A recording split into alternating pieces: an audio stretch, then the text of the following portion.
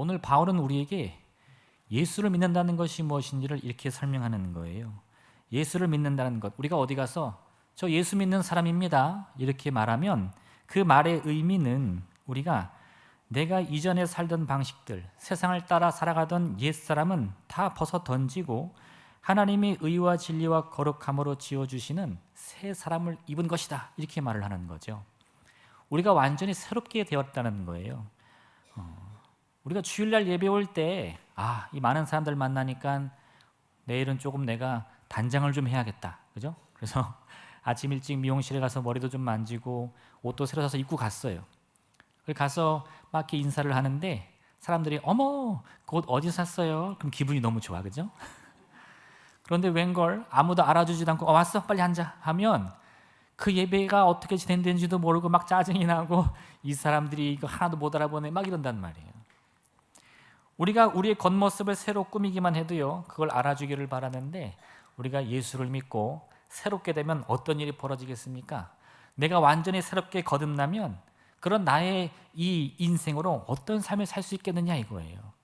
오늘 이 변화의 위대한 힘을 통해서 여러분의 인생에 하나님의 크신 기적이 일어나기를 주님의 이름으로 부탁드립니다. 여러분, 변화라는 것은요 거듭남을 말하는 거예요. 뭐가 어떻게 다릅니까? 변화는 말 그대로 다시 태어난 것을 의미하는데 왜 이런 표현을 쓰느냐? 우리가 보통 변화한다 그러면 이런 생각을 하는 거예요. 나 변화했는데 어떻게 해요? 저 키 많이 자랐어요. 저 머리 염색 좀 했어요. 근데 그건 변화가 아니에요. 그러한 변화라는 것은 아까 말씀드린 것처럼 새 옷을 사던가 우리의 머리를 새로 꾸미는 그러한 작은 변화를 의미하는 건데 오늘 바울이 말하는 이 변화라는 것은 정말 우리가 다시 이 모태에 들어갔다 태어나는 것처럼, 그렇죠? 아기가 새로 태어났는데 그 아기 보면서 너 몇 살이니? 너 뭐 배웠니? 이런 거 물어본 사람 아무도 없어요. 그 아이는 새로 태어났기 때문에 모든 것이 하얀 도화지처럼 완전히 새롭습니다. 마치 우리가 예수님을 믿게 된다면 이런 어린아이와 같이 갓 태어난 아이와 같이 완전히 백지 상태, 새로움을 입는다는 거예요. 이전 것은 다 지나갔다는 겁니다. 그게 바로 거듭남, 우리가 누려야 할 변화의 능력이라는 거예요.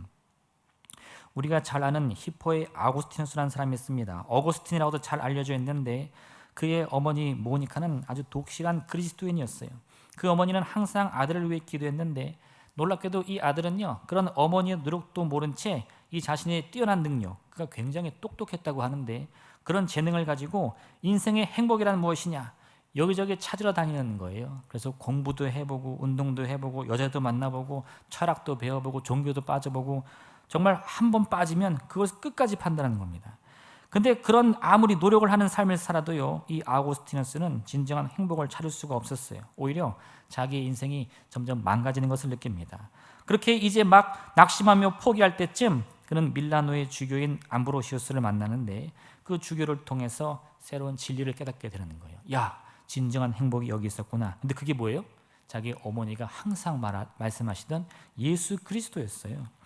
그렇게 아우구스티누스는 이 암브로시우스를 통해서 그리스도인으로 완전히 거듭난 다음에 이 과거의 삶을 청산해버리는 거예요. 사실 이 아우구스티누스의 삶에 대해서 공부하지 않은 사람들은요 그냥 그저 듣는 말에 따라서 그분 대단한 사람 아니에요? 성 아우구스티누스 훌륭한 사람 아니에요? 이렇게 말합니다. 근데 막상 그분의 삶에 대해서 쭉 공부를 하면 이 과거가 정말 대단하네. 너무 화려한 거죠. 술, 담배, 여자, 도박할 거 없이 손을 안 대본 게 없어요. 그런 허랑방탕한 인생을 살던 그 사람이 어떻게 이런 성 아우구스티누스, 우리의 존경을 받는 사람이 됐느냐? 거듭났기 때문인 거죠. 특별한 능력이 있었던 거 아니에요? 재능이 있었던 거 아니에요? 아니요, 여러분. 거듭남이라는 것은 우리의 힘과 노력으로 할 수 있는 것이 아닙니다. 예수 그리스도의 보혈의 능력으로 우리가 거듭나지는 거예요. 성령이 우리에게 임하시면 우리가 그 새로움을 입게 되는 겁니다. 아우구스티누스는 430년 76세의 나이로 이 세상을 떠나기까지 많은 이 저술 작업을 남기기도 했지만 또한 그가 맡고 있던 히포의 이 교회와 주민들을 돌보는데도 온 정성을 다했어요. 그는 이런 자신의 신념을 남겼는데 우리의 이웃이 하나님께 관심을 가질 때 그들을 자비롭게 대하는 우리의 행동은 우리를 불행에서 벗어나게 해주고 행복에 이르게 한다. 젊은 시절 행복이란 무엇이냐? 공부해봤어요. 결혼도 해봤어요. 도박도 해봤어요. 술도 마셔봤어요. 근데 행복하지 않아요. 그런데 그가 어디서 행복을 찾았어요? 하나님 안에서. 야, 하나님의 말씀 안에 참된 행복이 있구나. 그걸 깨달았더니 정말 마치 거짓말처럼 이 과거는 다 흘려보내고 완전히 새로운 삶을 살았다 이겁니다. 그게 바로 거듭남이에요. 한밤에 예수님을 찾아온 사람이 있었습니다. 그 이름은 니고데모였는데 그런 다른 유대 종교 지도자와는 달리 이 나사렛 예수가 하나님의 아들 그리스도란 사실을 알게 되었어요. 그래서 그는 자신의 그와 같은 깨달음을 전하기 위해 아무도 모르는 밤 예수님을 찾아와 그 고백을 합니다. 당신은 하나님의 아들입니다. 그런데 예수님은 그런 니고데모의 고백을 들으시면서 야, 네가 그걸 깨달았구나 칭찬하시는 것이 아니라 오히려 거듭남이 없이는 하나님의 나라를 보지 못할 것이다 이런 말씀을 하시는 거죠. 왜 그렇습니까? 니고데모는 지금 예수님의 그리스도 되심을 알았지만 그 알미 삶의 변화로 이어지지를 못하는 거예요. 니고데모는 그걸 꿈꾸지 않았습니다.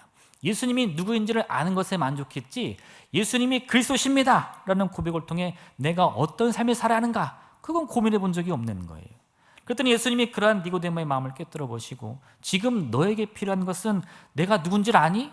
그 답을 찾는 게 아니라 내가 누구인지 알면 너는 어떻게 살아야 되겠느냐 그 질문에 답을 찾으라는 거죠. 우리는 우리 입술 가운데 늘 고백합니다. 저 예수 믿어요. 저 그리스도인이에요. 그런데 여러분 그러한 고백을 할 때 여러분의 그와 같은 입술의 고백은 여러분의 삶을 어떻게 바꿔왔습니까? 그 변화를 오늘 꿈꾸시라는 거예요. 아, 내가 예수 믿고 변했구나. 아, 내가 예수 믿고 바뀌었구나. 세리장 삭개오는 어떤 사람입니까? 같은 이스라엘 사람들을 괴롭게 하는 사람이었어요. 그들을 고통 속에 넣는 사람이었어요. 근데 그 삭개오도 하루는 나사렛 예수가 누구인지 궁금합니다. 그분이 자기가 있는 동네로 오신다 소문을 듣자 예수님의 얼굴이라도 보고자 돌무화과 나무 위에 올라서 예수님을 찾아보는 거예요. 누가 나사렛 예수인가? 그런 궁금증으로 예수님을 찾아보는데 예수님께서 오히려 삭개오에게 찾아오셔서 오늘 밤 내가 너희 집에 유하겠다 말씀하시자 그는 즉시로 나무에서 내려와서 이렇게 말합니다. 예수님, 제가 이전 것을 다 회복하여서 모든 죄를 고백하겠습니다. 삭개오의 고백은 다른 게 아니에요. 그래서 빚 갚아주겠다는 게 아니라 예전의 삶을 청산하겠다는 겁니다. 이제는 그런 삶의 방식을 따르지 않겠다는 거예요. 왜 그랬을까요? 예수님이 그리스도시구나, 나사렛 예수가 진정한 나의 그리스도시구나, 그걸 깨닫자 삭개오는 지금까지의 삶의 방식으로는 이 진정한 행복을 맛볼 수 없다는 것을 즉시 깨달은 거예요. 야, 이거 아무리 내가 동족을 괴롭히고 그들을 쥐어짜서 세금을 걷는다 한들 내가 얻는 게 무엇이 있느냐? 늘 악한 사람이나 손가락질에 나봤지. 예수 믿고 변해야겠다. 할렐루야. 할렐루야. 여러분, 성경이 말씀하고 있는 복음의 핵심이 변화인 거예요. 변화. 우리가 아무리 예수님의 말씀에 은혜를 받고 위로를 받고 또 생명을 넘치도록 얻는다 할지라도 우리의 삶이 미동하지 않으면 아무 의미가 없습니다. 예수님을 믿고 그 은혜를 받고 병을 고침을 받았는데 생각이 바뀌지 않고 삶이 바뀌지 않고 습관이 바뀌지 않는데 무슨 의미가 있겠어요? 하나님께서 그와 같이 우리에게 감당 못할 은혜를 주시는 이유는요, 다른 게 아니에요. 우리의 삶을 속히 바꾸라는 겁니다. 돌이키라는 거예요. 빌레몬서를 보면 바울은 옥에 갇혀 있을 때 오네시모라는 사람을 만납니다. 빌레몬서의 주된 내용은 바울이 이 빌레몬에게 오네시모를 용서해달라는 말을 쓰는 거예요. 왜요? 오네시모는 빌레몬의 종이었는데 뭔 일인지 모르겠지만 이 빌레몬에게 큰 상처 혹은 그에게 큰 손해를 입힌 것 같아요. 빌레몬은 이 오네시모가 무익한 사람이었다고 말합니다. 필요 없는 사람, 무익한 사람, 나쁜 사람. 그런데 바울은 뭐라고 말하냐? 물론 그 말이 틀린 말이 아닌데 그 오네시모가 어때요? 이제는 바뀌었다는 겁니다. 너 사람 잘못 봤어. 오네시모 원래 그렇게 나쁜 사람 아니야. 이렇게 말하는 게 아니라 그래, 그 오네시모는 예전에는 그 마귀 유혹에 빠져가지고 악을 저질렀고 거짓을 말했고 했을지 모르겠지만 이제는 아니라는 거예요. 왜요? 나와 함께 만나 그가 예수님을 그리스도로 영접한 이후에 그의 삶을 바꿨다는 거죠. 그래서 그런 이제 유익한 사람이 되었다는 것을 계속해서 변증해 줍니다. 뭐예요? 이게 복음이에요. 우리는 예수 그리스도의 복음을 통해 무익했던 우리의 인생을 유익한 종으로 변화시켜야 된다는 거예요. 예수님을 믿기로 작정했다면 삭개오의 고백과 같이 이전 것을 다 흘려보내고 이제는 새로운 사람으로 거듭나겠다는 선언을 해야 된다는 겁니다. 하나님, 이제 제 삶의 습관을 바꿀게요. 제 말의 습관을 바꿀게요. 제 행동의 습관을 바꿀게요. 저 거듭날게요 라고 말한다는 거예요. 이 귀한 변화를 이루시길 부탁드립니다. 두 번째로, 이러한 거듭남을 위해서 무엇보다 여러분들은요, 무엇을 해야 되느냐? 과거를 비워내셔야 돼요. 이거 아주 중요합니다. 아무리 이렇게 강조를 하더라도요, 이 과거를 다 잊을 수가 없어요. 왜요? 과거는 지금 나라는 사람을 증명해주는 하나의 증거이기 때문입니다. 막말로 우리가 예배 끝나고 저 문을 나갔는데 문을 열자마자 사람들이 나를 기억하는 사람이 아무도 없어. 어휴, 새로 오셨어요? 이러면 어떻게 될까요? 막 당황이 되고 이 사람이 치매인가? 막 의심을 하게 되고 원망하게 되죠. 내 과거를 무시하고 멸시하면 이 사람이 나를 멸시하나? 막 그런 생각이 들면서 별 생각이 다 듭니다. 과거가 존재하기 때문에 내가 있는 거예요. 그래서 사람들이 당신은 누구십니까? 그럼 뭐라고 대답하죠? 아, 저는 말입니다. 몇 년도 어디서 태어났고 무슨 가에 무슨 성씨고 어느 학교를 나왔고 뭐 쭉 얘기하잖아요. 그거 다 뭐죠? 과거예요. 그래서 그 과거가 있기에 내가 있다 이겁니다. 제가 예전에 이런 경험한 적이 있는데, 아주 제가 어렸을 때 초등학교 저학년일 때 저희 아버지가 선견지명이 있으셨는지, 야, 앞으로 세상은 컴퓨터가 바꿀 거야. 그러더니 그 당시에도 어마어마한 금액을 주시고 컴퓨터 한 대를 집에 놓으셨어요. 저 형님이 지금 그걸로 밥 먹고 사시는데 저는 아니고, 그죠? 그때 그래서 어린 나이에도 컴퓨터를 만져볼 수 있었습니다. 근데 그게 대단한 자랑거리였어요. 제가 초등학교 2학년, 3학년 때만 해도 저희 반에 컴퓨터 있는 집 별로 없었습니다. 그래서 막 그걸 자랑거리로 삼고 있는데, 어느 날 저희 이제 큰 고모의 사촌 형님이죠. 제일 나이가 많으신 형님이 결혼을 하게 되는 거예요. 그래서 인사를 한다고 저희 집에 방문했습니다. 결혼하실 분과 함께. 둘이 와가지고 이제 식사를 하고 함께 이야기를 나누면서 시간을 보냈는데, 그 형님이 이제 약혼자시겠죠. 결혼할 분이 형수님이 컴퓨터 보더니 컴퓨터가 집에 있네. 그랬더니 막 만지는 거예요. 근데 어린 눈에 제가 보니까 그 젊은 여성이 뭐 컴퓨터를 얼마나 잘하겠어요. 막 당황하는 것처럼 보이는 거예요. 그래서 제가 아주 용기 있게 제가 좀 도와드릴까요? 그렇게 막 했지. 그랬더니 아주 좋아서 방심하시고 웃으시더라고. 그리고 이제 집에 가셨는데 나중에 제가 얘기를 들었어요. 그 저희 사촌 형님하고 이제 그 결혼하실 형수님, 지금 결혼하셨는데 형수님이 회사에서 만났는데 그게 컴퓨터 회사라는 거예요. IT 전문 회사라는 거예요. 두 분 다 그 컴퓨터를 전공해가지고 거기서 그거를 공부를 해가지고 돈을 먹고 사시는 분들인데, 이 꼬맹이가, 그죠? 아주 여기롭게 뭘 알겠어? 제가 도와드릴게요. 그 얘기를 듣고 했더니 어찌나 부끄러운지 정말 쥐구멍이라도 들어가고 싶다는. 제가 그때 뭘 느꼈느냐? 어린 나이에도요, 사람은 겉으로 판단할 게 아니구나. 그걸 알았어요. 그 사람이 어떤 삶을 살았는지를 알지 못하면 섣불리 판단할 수 없는 겁니다. 그만큼 과거는 우리에게 중요해요.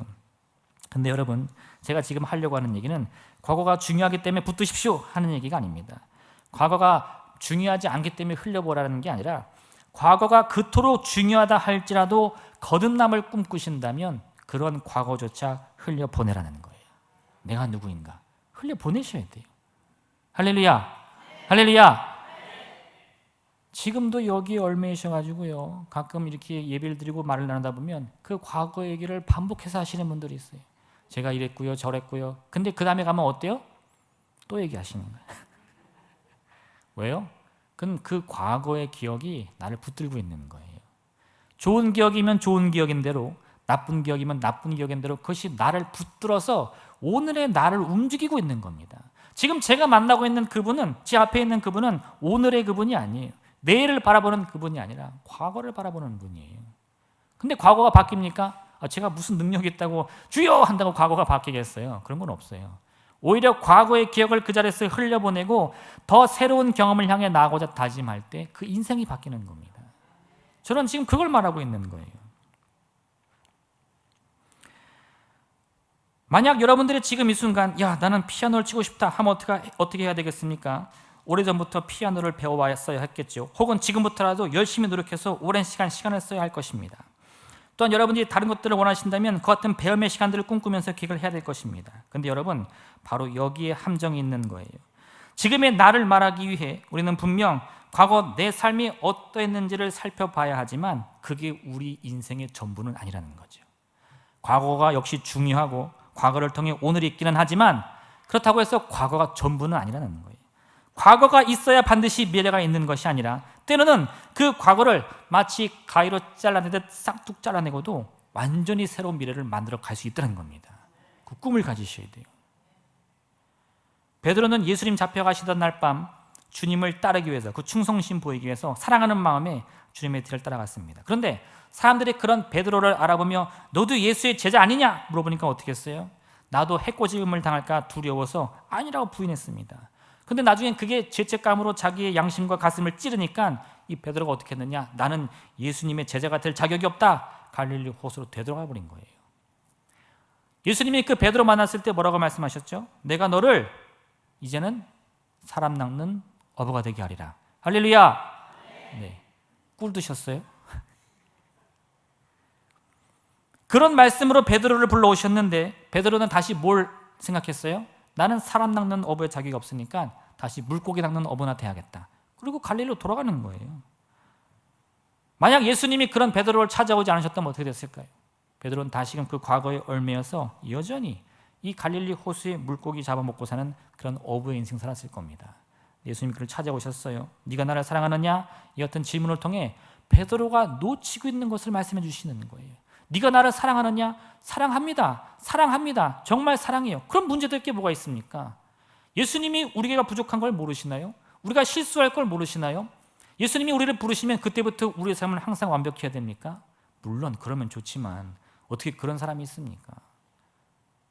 우리의 이 신앙의 생활 한번 생각해 보세요. 예수님을 모를 때는 우리가 생각하지 않는다 할지라도 예수님을 그리스도로 고백한 이후에도 우리가 얼마나 많은 죄를 짓고 살아가고 있습니까? 근데 그럴 때마다 이 베드로처럼 양심에 찔리면 어떻게 해야 돼요? 도망가요? 할렐루야.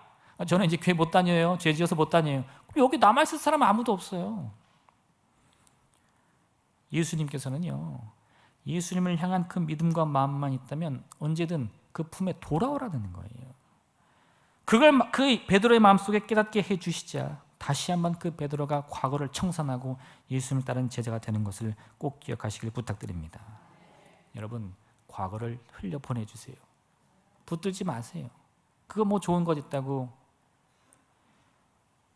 우리가 바라봐야 할 것은 항상 미래인 줄로 믿습니다.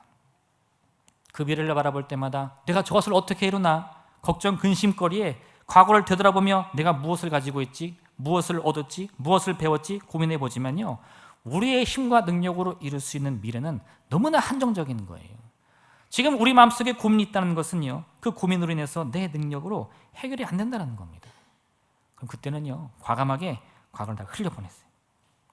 갈릴리 호수로 돌아갈 것이 아니라 오히려 나의 그러한 잘못과 죄악을 예수 그리스도 앞에 자복하며 회개하여 눈물로 기도하시길 바랍니다. 그게 더 나은 거예요. 그런 가운데 주님께서는 반드시 우리를요, 새로운 인생으로 거듭날 길을 다시 부여해 주시는 거죠. 나는 가난한 자 출신이라 안 된다. 나는 못 배웠다. 나는 읽지 못한다. 나는 능력이 없다. 나는 체력이 없다. 많은 이유들, 우리가 미래에 성공하지 못할 과거의 증거들은 넘쳐나지만요, 그것은 결코 우리의 운명에 되어서는 안 될 줄로 믿습니다. 우리가 꿈꾸는 미래라는 것은 내 믿음 안에서 하나님의 약속의 말씀으로 이루어 가야 할 미래인 줄로 믿습니다. 그 미래는 어떠해야 될까요? 영혼이 잘 되고 육신이 강건하고 범사가 형통한 날들이어야 한다는 거예요. 지금 이 순간에도 우리의 삶에는 계속해서 실패와 절망이 반복되고 있습니다. 그럼 우리가 그런 실패를 경험할 때마다 어떤 생각이 들죠? 이거 내일은 쉽지 않겠구나. 이거 내년은 쉽지 않겠구나. 그런 생각 들잖아요. 그런데 여러분, 그러한 환경의 증거들이 나를 유혹할 때에도 여러분 믿음으로 고백하십시오. 내 운명은 오직 여호와 하나님의 손에 있다. 그 고백으로 마음껏 꿈꾸며 상상하며 믿음으로 만들어가는 아름다운 내일을 사는 여러분 되시기를 주님의 이름으로 부탁드립니다. 마지막 세 번째, 여러분, 이렇게 우리가 거듭남을 통해 과거를 다 비워냈다면 이제 채우는 게 중요해요. 비우는 건 하나의 과정입니다. 새 사람이 되기 위해서 비움을 우리가 경험하는 거지, 비움 그 자체가 새 사람이 되는 게 아니에요. 우리가 마음으로 고백하며 다시금 거듭나기 위해 우리의 과거를 다 비워냈다면 이제는, 그럼 그 텅 빈 공간을, 이 텅 빈 인생을 무엇으로 채울까 함께 고민해 보면서 예수 그리스도의 복음만이 답이라는 것을 발견하셔야 돼요. 여러분, 비우는 것보다 채우는 게 중요합니다. 비워낸 다음에 무엇으로 나를 채워가느냐, 이제 거기서부터 우리의 운명이 결정되는 거예요. 성경이 말하고 있는 회개라는 것은요, 그 자체로 신앙의 완성이라고 볼 수 없습니다. 내가 죄를 지었어요. 그 죄를 하나님께 회개했어. 그럼 이제 나는 하나님의 아름다운 자녀가 되었습니까? 아니요. 내 죄를 회개함으로 나를 비워내고 그럼에도 불구하고 다시금 하나님의 자녀가 되겠다는 고백을 통해 그 품으로 돌아가야 완성이 되는 겁니다. 탕자를 한번 생각해 보세요. 그가 아버지께 큰 죄를 지어가지고 허랑방탕한 인생을 살았는데 그걸 깨닫게 됐어요. 아, 내가 정말 못된 아들이었구나. 내가 그걸 몰랐는데 내가 한 모든 말과 행동이 아버지에게 큰 죄가 되었구나. 그 다음에 어떻게 했어요? 그러니 평생 아버지 보지 말아야지. 그러면 그 이야기가 안 되는 거예요. 그 아들은 계속해서 그 거지 같은 삶을 살아야 되는 겁니다. 그때 이 아들이 결심을 하여 아버지의 집으로 돌아가려고 했기 때문에 그 이야기가 이어지면서 아버지의 사랑을 확인할 수 있었던 거예요. 회개는 그냥 잊어버리는 게 아닙니다. 흘려보내는 게 아니라 하나님께 간절히 고백하는 거예요. 왜요? 돌아가기 위해서. 하나님의 사랑으로 나를 다시 채우기 위해서. 어떤 귀신 들린 사람이 있었습니다. 근데 그가 그 귀신을 쫓아내게 되었어요. 그랬더니 그 귀신은 갈 곳이 없어 방황하게 되고 이 사람은 다시 멀쩡해져 가지고 이 새 옷을 입고 목욕을 하고 깨끗이 씻어서 일반적인 삶을 살게 됩니다. 근데 갈 곳을 못 찾은 귀신이 여기저기 방황하다 보니까 내가 갈 곳이 어디인가? 예전에 있었던 그 사람밖에 생각이 안 나는 거예요. 그가 어떻게 사나 살펴보니까 자기가 나간 다음에는 아주 말끔하게 이 정상인처럼 살아가고 있는데 가만히 보니까 그 안에 텅텅 비어 있는 거예요. 어휴, 이거 뭐 그냥 문 열고 들어가면 되겠는데? 그래가지고 이 귀신이 복수할 심산으로 다른 7 귀신을 데리고 그 사람이 다시 들어갔어요. 근데 어떻게 돼? 다시 귀신 들린 삶을 살게 되는 거죠. 여러분, 예수 그리스도의 복음으로 우리가 나의 모든 과거들, 슬펐던 과거, 괴로웠던 과거, 절망으로 가득했던 과거들을 다 떨쳐낸다면 그 다음에 어떻게 해야 돼요? 새로운 소망으로 나를 채워야죠. 복음으로 채워야죠. 할 수 있다는 꿈을 가져야죠. 그리고 더 나은 내일을 바라보며 살아가야지. 나는 과거를 청산생각 됐어 라고 멈춰버리면 마치 이 귀신을 쫓아냈다가 다시 7 귀신 들린 사람처럼 나중 형편이 처음보다 못한 결과가 되고 마는 겁니다. 옛날 얘기 하나 해드릴게요. 옛날에 호랑이가 있는데 길을 가다가 함정에 폭 빠져버렸어요. 그러니까 이 호랑이가 막 울며 살려달라는 거지. 근데 동물들이 지나가다 보니까 누가 빠져있어요? 아이고, 호랑이가 빠져있네. 아유, 잘 계세요. 도망가는 거예요. 왜? 그 호랑이 꺼내줬다가 다 잡아먹으면 어떡해. 그래가지고 막 도망가는데 사람이 지나가다 보니까 호랑이가 애걸복걸합니다. 나 좀 살려주세요. 그랬더니 이 선비님이 또 이 선한 마음에 그 호랑이를 꺼내줬어요. 그랬더니 어떻게 돼? 호랑이가 아우, 이거 며칠 동안 함정에 빠져 있었더니 배가 고프네. 너를 잡아먹어야겠다 그러는 거지. 그러니까 이 선비가 깜짝 놀래가지고 이런 은혜도 모르는 놈아, 이 금수만도 못한 금수인데 그죠? 이 금수야. 그러니까 이 호랑이가 뭐 어차피 너희 인간들이 파놓은 함정에 내가 빠진 거니까 내가 널 잡아먹는 게 이거나 저거나 피차일반이냐 똑같다 이렇게 말하는 거죠. 그러니까 선비가 너무 억울해가지고 누가 옳은지 한번 재판을 해보자. 그래가지고 이 온 숲속을 돌아다니면서 누가 옳은지를 물어보는 겁니다. 처음에 소한테 물어봤어요. 소야, 이러한 일이 있었는데 내가 이 호랑이가 이 인간을 잡아먹는 게 옳으냐? 그러니까 소가 뭐라 그래요? 아우, 인간들은 맨날 나 괴롭히기나 하고 일이나 시키고 확 잡아먹었으면 좋겠다 이렇게 말하는 거죠. 나무를 찾아갔습니다. 나무야, 이러이러한 일이 있었는데 내가 인간을 잡아먹는 게 옳으냐? 그때 나무가 인간들은 우리를 맨날 배 가지고 불에 떼우고 너무 고통스러워 확 잡아먹었으면 좋겠어 말하는 거예요. 선비가 살 길이 없는 거죠. 지나가던 토끼한테 마지막으로 물어봅니다. 토끼야, 이러한 일이 있었는데 이 인간을 내가 잡아먹은 게 옳으냐? 물었더니 토끼가 뭐라 그래요? 무슨 말이야? 말귀를 못 알아듣겠는데 무슨 일이 있었는지 한번 보여줘봐 그러는 거예요. 아, 이 토끼 진짜 귀만 컸지 귀가 어둡네. 그러더니 호랑이가 스스로 구덩이에 떨어집니다. 내가 여기 있었단 말이야. 근데 저 인간이 나를 구해줬어. 그랬는데 그 순간 토끼가 인간한테 뭐라 그래요? 저 나무를 빨리 치우세요. 그래가지고 그 호랑이가 밟고 올라왔던 나무를 확 치워버렸어요. 호랑이가 나 살려줘야지 뭐라는 거야. 어떻게 돼요?